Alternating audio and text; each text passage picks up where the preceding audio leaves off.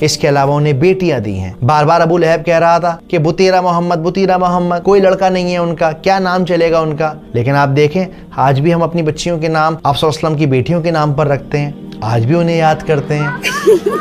رقیہ، فاطمہ.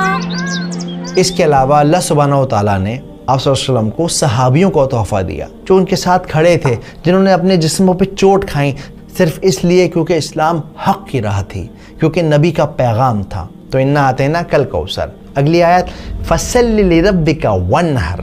تو اب جب ہم نے آپ کو تحفہ دے دیا ہے تو آپ کو کیا کرنا چاہیے؟ آپ کو چاہیے کہ اپنے رب کی عبادت کریں اور قربانی کریں.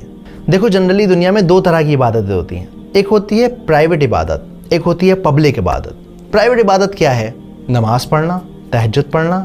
پبلک عبادت کیا ہے؟ قربانی کرنا، اس کا گوشت لوگوں میں بانٹنا، لوگوں کی مدد کرنا. تو اللہ سبحانہ و تعالیٰ اس آیت کے اندر ان دونوں عبادتوں کا ذکر کر رہے ہیں. اب یہاں پر یہ جو ونحر کا لفظ ہے اس کا مطلب ہوتا ہے قربانی دینا. اسی لیے عید الاضحیٰ کے دن کو یعنی کہ بقرعید کے دن کو یوم النحر بھی کہا جاتا ہے، یعنی قربانی کا دن. تو فصلی لربک وانحر، عبادت کیجئے اور قربانی کیجئے. اور تیسری آیت ہے ان شانیک هو الابتر.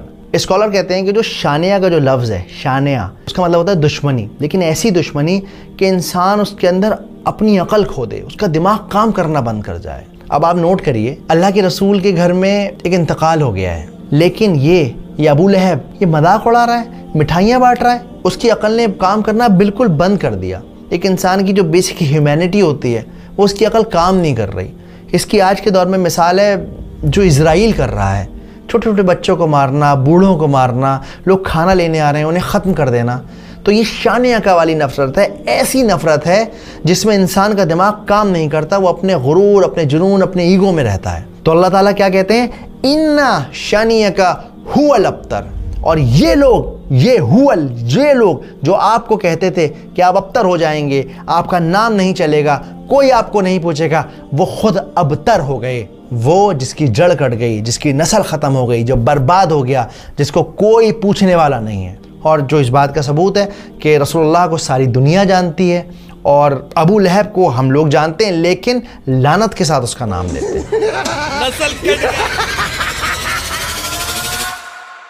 لیکن آج اس صورت کا ہماری زندگی میں کیا ریلیونس ہے؟ کیسے ہم اس صورت کو اپنی زندگی میں اتار سکتے ہیں؟ دیکھیے آج بھی اکثر ایسا ہوتا ہے کہ ہم پریشان ہوتے ہیں نا تو لوگ تانا مارتے ہیں، چار لوگوں میں بیٹھ کر مذاق بناتے ہیں. ایون جب گھر میں بیٹیاں پیدا ہوتی ہیں نا تو اپنا ماتھا پیٹ لیتے ہیں. انسان اس طرح کی حرکتیں کرتا ہے نا